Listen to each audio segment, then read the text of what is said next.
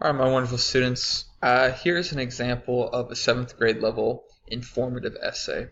So their topic was to write about Hawaii, which is the Aloha state. And like a lot of informative writing, they chose to use different sections. So you've already read this, you've already answered the questions. So the author uses 10 different sections, right? Introduction, 1, 2, 3, right? All those different sections. It comes out to 10.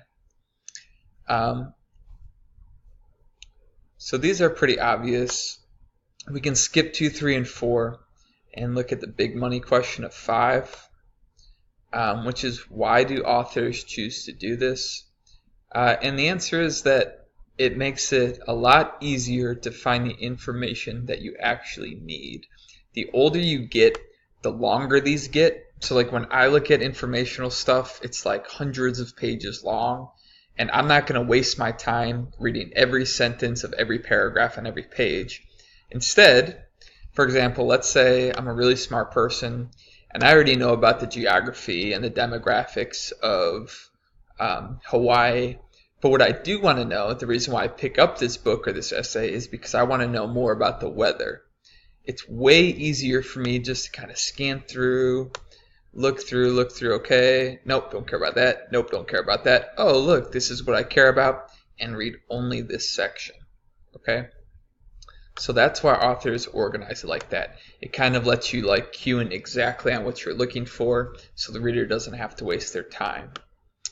When it comes to like a novel or something like that, the author expects you to read the entire thing, so they don't care about making it here's this part, this part, this part. They can get by with just chapters.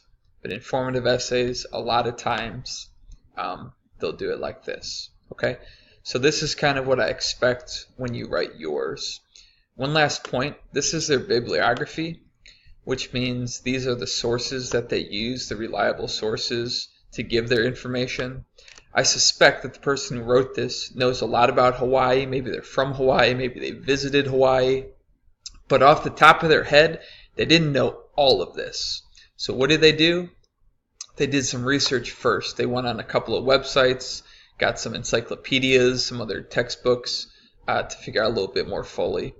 And then they give credit to those sources down here.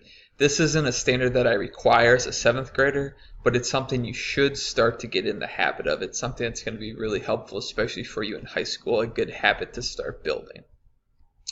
Okay, thank you for watching. Go ahead and start your own informative essays kind of following this format. Good luck, and thank you.